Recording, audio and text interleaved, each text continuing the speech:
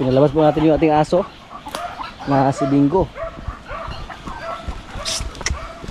para paliguan natin dun sa sapa.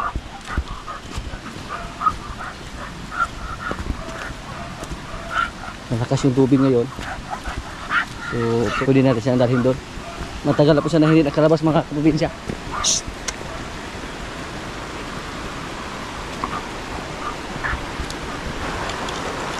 Si Mateo nag-ingay, pero mahirap po pag sabay natin sa dalawa palabasin. Away.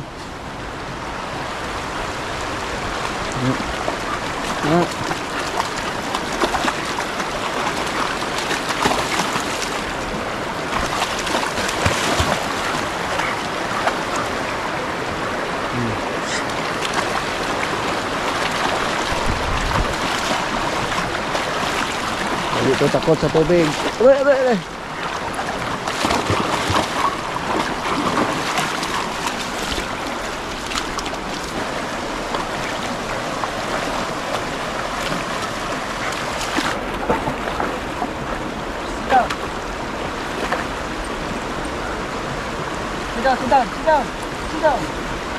Sit down. Sit it.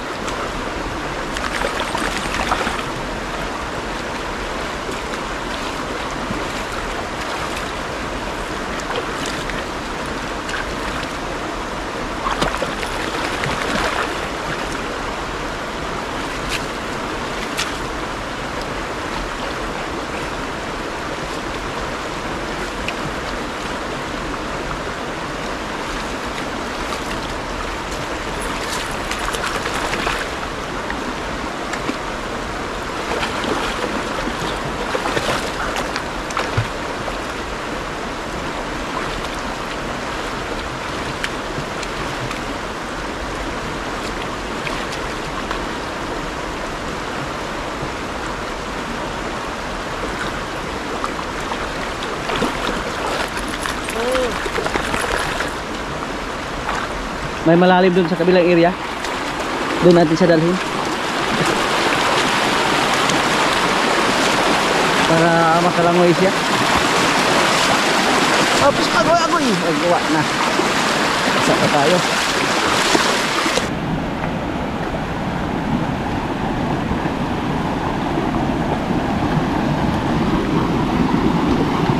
Uy.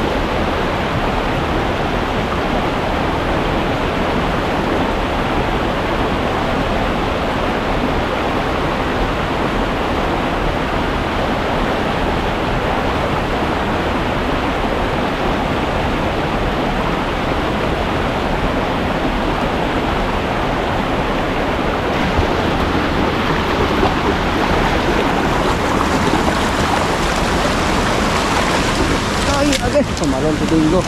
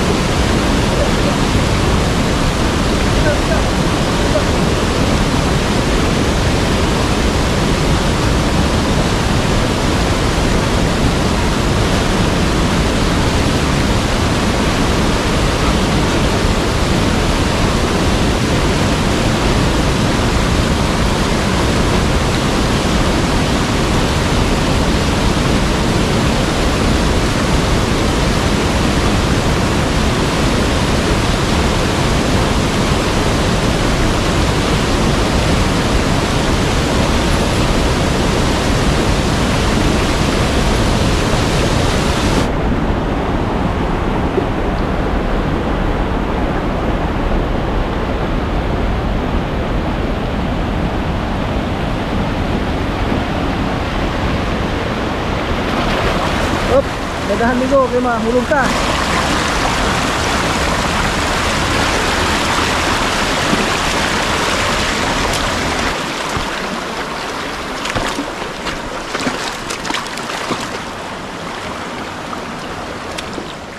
Punta tayo doon sa likuran. Tingnan natin yung ating mga tanim na napier doon. Kasama lang natin si Bingo. Shhh. Yung mga kalapati oh. Shhh. Yan.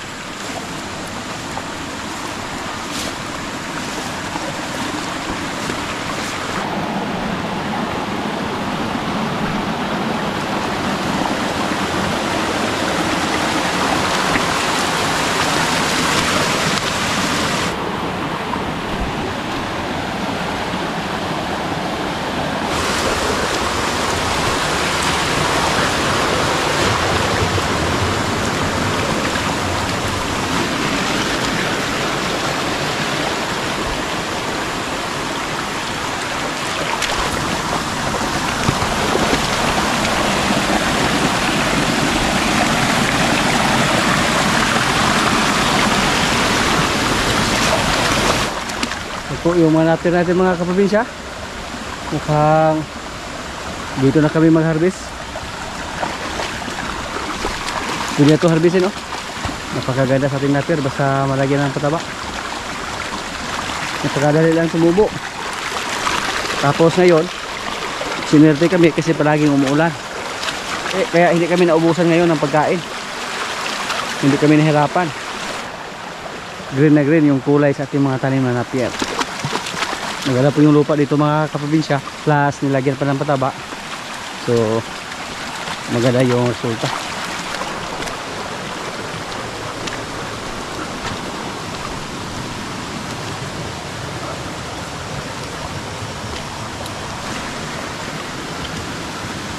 Yung mga bagong tanim namin oh. Maganda yung resulta. So dito hindi namin harbisin yung aming mga napier dito. So hindi kami maubusan ng pagkain para sa ating mga alagang baka at kalabaw. Mas maganda talaga basta marami tayong tanim na napier. Mas mabuti pa una natin paramihin yung napier, yung mga pagkain, kaysa una natin paramihin yung mga alaga natin. Dito po mukhang hindi pa ito nalagyan ng pataba oh. Ito yung bago naming tanim. Tinaniman namin yung nasa gilid ng sapa para hindi masayang yung bakante. Noong una hindi sana namin taniman ng napier kasi baka maano lang pag may malakas na baha. Pero dito sa amin paminsan-minsan lang naman magkaroon ng malakas na baha. Kaya sinubukan lang namin na taniman ng napier.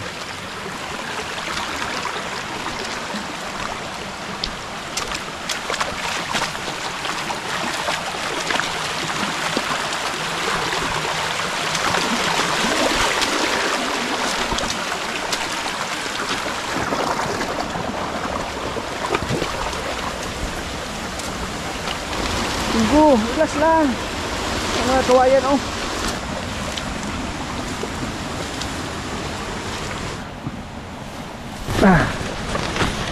Yan, ang haba na sa aming napier dito. Kaya ang haba na. Noong una pumunta tayo dito mga kaprobinsya, hindi pa to ganito. Mga ilang linggo lang mula sa pagbisita natin dito, solve yung problema natin. Kahit next month pa mag-harvest ng tubo. Yan.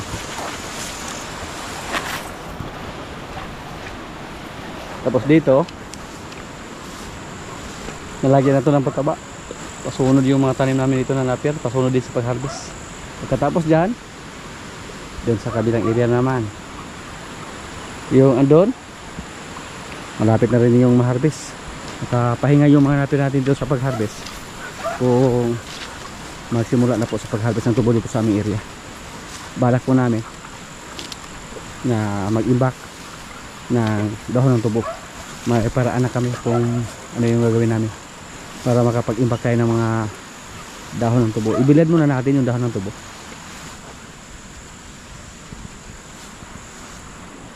Yung mga baka natin mga kaprobinsya, oh, relaxing lang muna.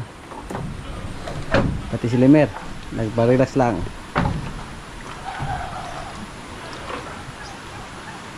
Galito siya pag nasimasin natin tapos nasa labas tayo. Nanuwag. Sa tingin niya na hindi tayo matamaan sa kanyang sungay, para nangagat si Lemer. Pero hindi po tayo takot sa kanya. Ito po ang isa sa ating mga baka na matapang din. Pero okay lang yan, basta nakakulong sila, walang problema. Pag nasa kulungan sila, safety lang. Hindi lang tayo magkumpiyansa sa kanila. Kahit budget lang muna yung pagkain nila, oh. Yung mga napir natin, pero yung katawan nila mataba pa rin. Hindi sila namayat. Kakaunti lang na kumpay, kakaunti na kupramil, pets na. Tingin ko po dito mga kaprobinsya, si Bitas yung pinakauna natin maibinta sa ating 4 na baka. Siya yung tuduhan natin sa pagpakain ng kumpay pag magsimula na po sa pag-harvest ng tubo. Kailangan po natin magbawas ng mga alaga. Napakatapang lang, grabe, oh. Gusto niyang manuwag sa atin, oh, nasipa pa. Yan po ang delikado. Pero napakabilis niyang lumaki mga kaprobinsya, oh. Kung ibinta natin siya, hindi na tayo lagi sa kanya. Yung kapital natin sa kanya nasa 64,000. Pareha lang siya sa isa nating baka na galing sa Durulbako. 64,000 din. Si Lemer, relaxing lang. Kailangan po natin magbawas ng isa dito kung sakaling mga anak na yung mga baka natin. Kasi yung maliit nating baka dyan na anak ni Bitas, wala na po tayong kulungan para sa kanya. Tapos kung sakaling mga anak pa yung mga baka natin, wala na tayong malagyan.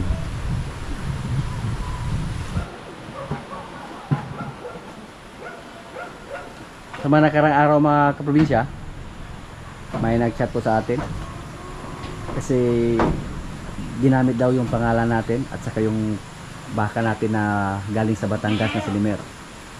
Nagtanong siya sa atin mga kaprobinsya kung totoo ba na nakakasa si Lemer ng ibang baka doon sa katabi naming sitio.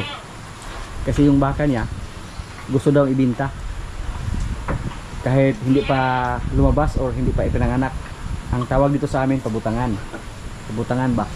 Kahit buntis pa yung baka pero ibininta na. Interesado sanang bumili yung nag-chat sa atin. Kasi alam po nila, nakita po nila sa YouTube or sa FB yung baka natin na si Lemer na napakagwapo. At medyo kilala po si Lemer dito sa amin or sikat po siya. So nung narinig niya na si Lemer daw yung nakakasta or yung baka natin na galing sa Batangas, sa baka na ibininta or sa baka na buntis, interesado siya. Pero bago niya binayaran, nag-chat muna siya sa atin kung totoo ba na si Lemer ay nakakasta sa ibang baka doon sa katabing sitio namin. Sabi ko po hindi po yan totoo. Kung may gumamit man siguro sa pangalan natin or gumamit sa pangalan ng ating baka na si Lemer, dinala yung pangalan ni Lemer na si Lemer yung nakakasta sa kailang baka, sabi ko po isang scam yan. Kasi si Lemer bago pa lang kumasta at hindi pa siya nakakasa sa ibang baka. Ngayon, hindi ko muna pinakasa si Lemer sa ibang baka. Hindi naman tama na gumamit tayo ng ibang pangalan or man-scam tayo para lang kumita ng medyo malaki. Sabi ko sa kanya na hindi yan totoo yung sinabi niya na nakakasa yung baka natin. So masaya po yung nagtanong sa atin kasi muntik na daw siyang ma-scam. Kawawa kung natuloy yun or nabayaran niya kasi pag lumabas yung baka niya, hindi yan magmana kay Lemer. Siguro native lang or Bisaya lang. Kasi dito sa amin mga kaprobinsya, kilala po yung baka natin, si Lemer, tapos kilala din tayo nila na may mga malaking baka dito na galing sa Batangas or may mga gwapong baka. Hindi muna natin ginamit si Lemer or pinakasta si Lemer sa ibang baka kasi hindi pa natin nakita yung kanyang lahi At gusto ko po na tayo muna yung gumamit kay Limer. At hindi pa nga siya nakakasta sa ating baka na mga pampalakasan dyan. Katulad nila ni Bitang, Batang at Quinay. Sila po yung hinihintay natin na makastahan ni Limer. Dati po si Bitas, napakagwapo na ni Bitas nung hindi pa dumating dito si Limer. Siya yung pinakagwapo nating baka. Yan. Pero nang dumating si Limer, may kapitensya na siya. Si Bitas po yung backup natin na tagakasta. Tatlo na rin sa ating mga baka ang nakasta niya at puro positive.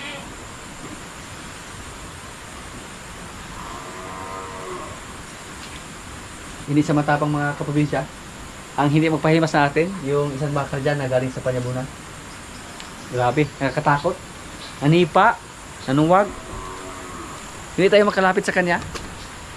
Delikado to pag ito yung lumaki ng gusto dito sa ating area. Pero pag umabot siya dito ng mga isang taon mula ngayon, siguro hindi tayo maawa sa kanya na ibinta. Kasi pera na yan pag tumagal siya dito sa atin.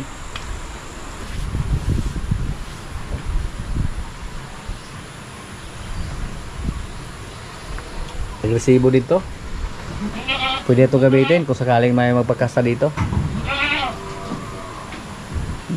Yung sungay nyo parang si Kungkung dati. Pumukha kayo, hindi matigas. Wow.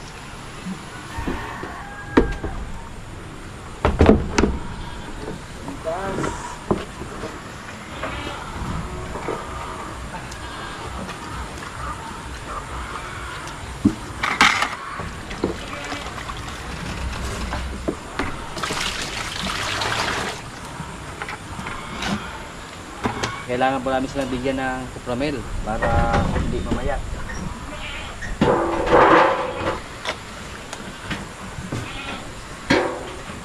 Kalasan na daw. Pwede na diha.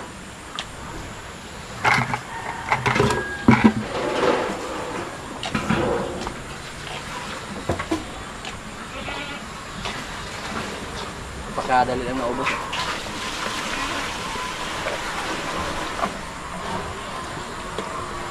Suyok ng bitas.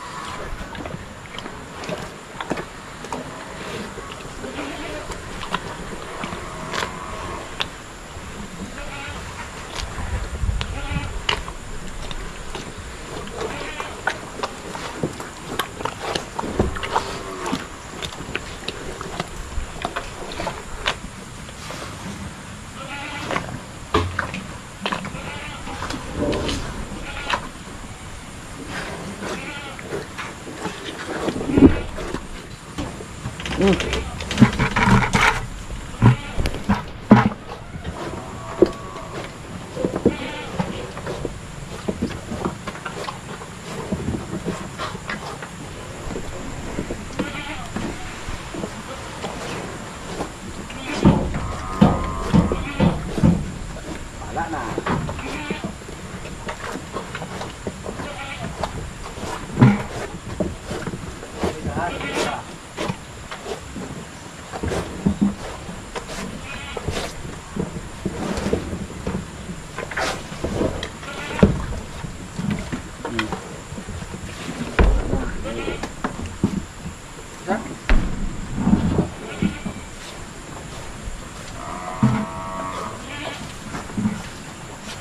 Ganadong kumain si Bidas. Oh.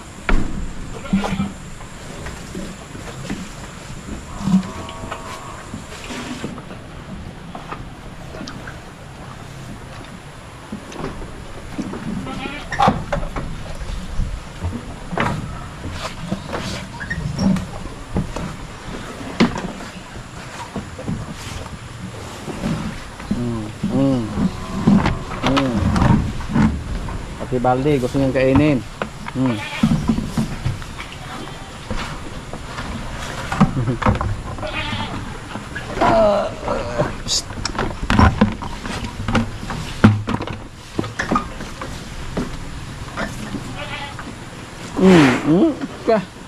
Murag umaak.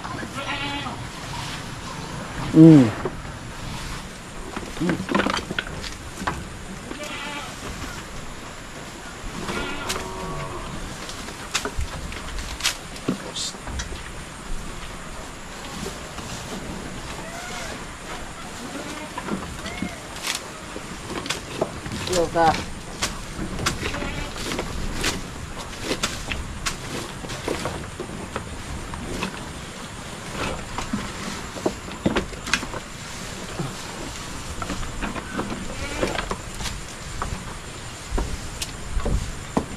Kulang pa, no?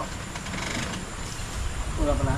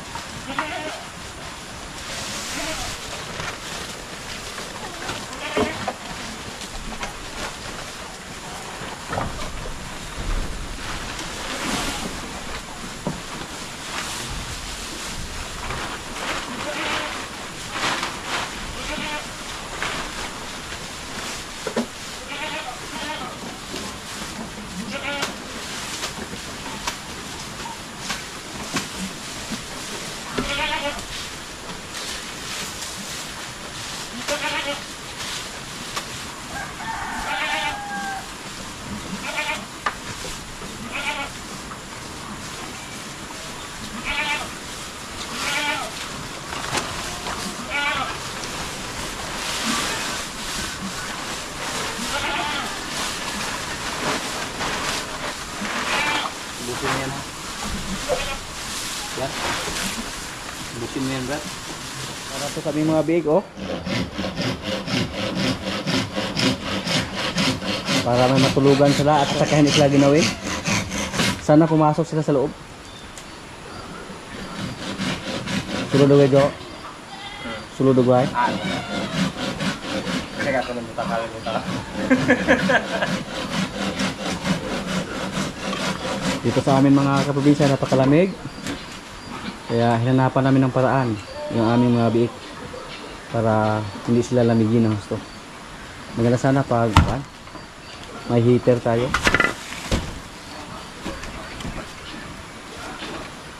Mao. Yung ayaw na sila desulod. Yan.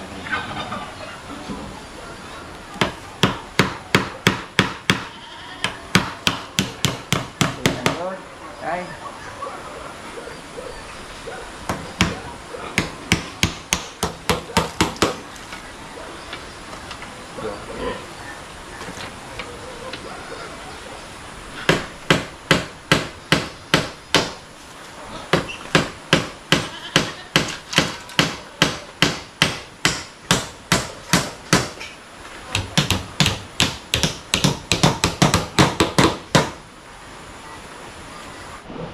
Lalabas yung mga biik natin.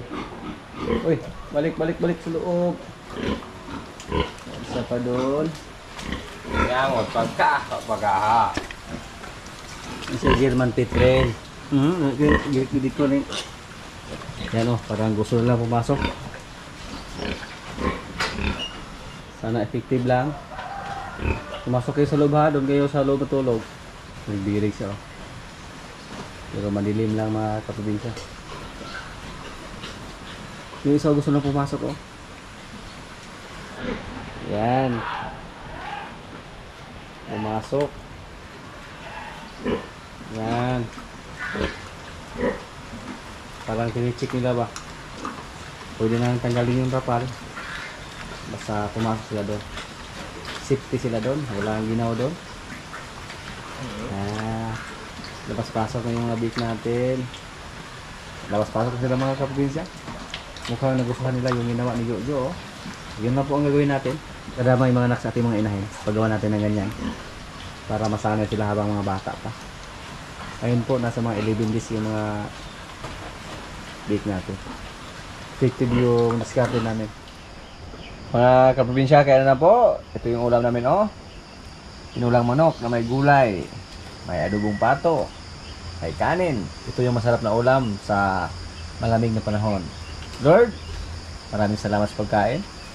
So, kain na.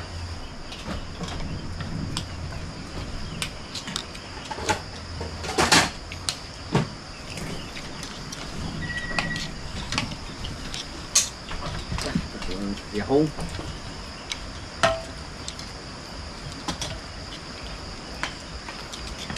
Sabaw.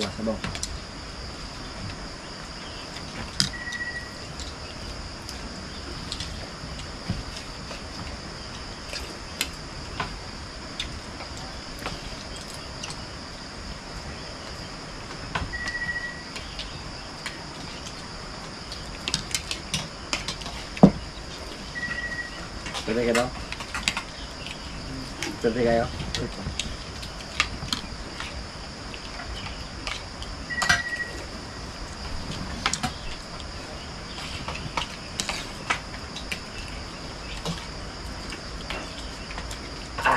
Sabaw pa lang, ulam na. Di ba daw?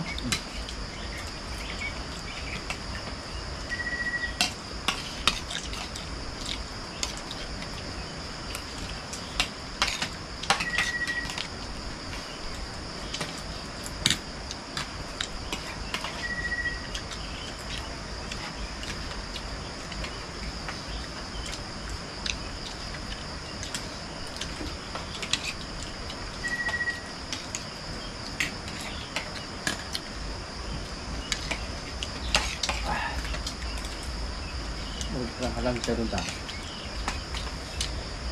Sa pamilya ni Bro, halang siya daw. Ay ha, dili di halang ha. Dili ka.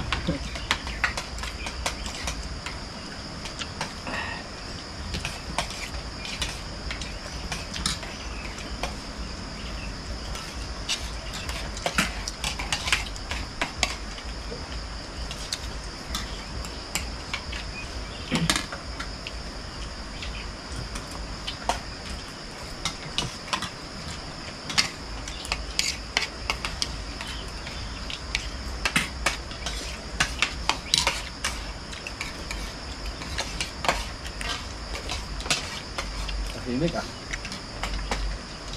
Tahimik ang grupo.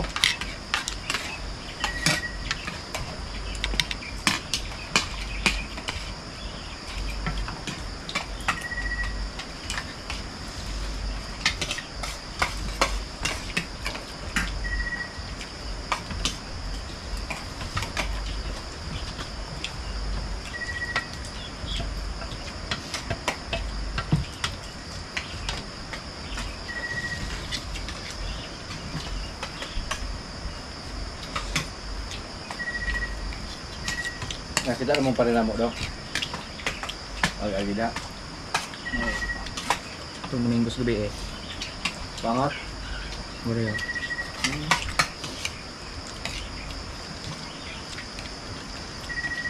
Ano mga binisyon doon na daw?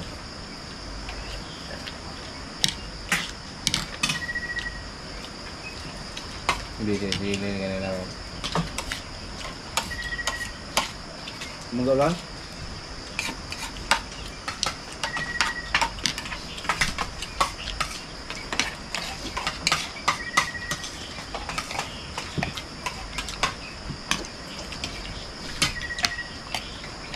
Dalag banget.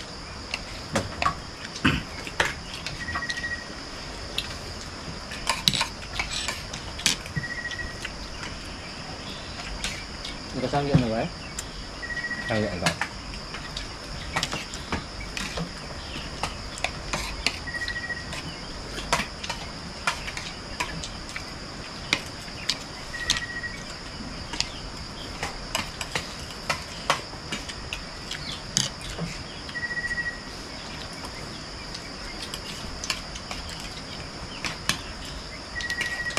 Palipas ban.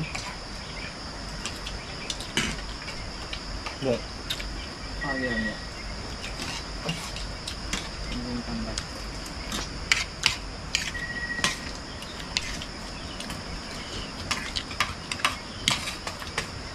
Bigyan ka sa semana tupla.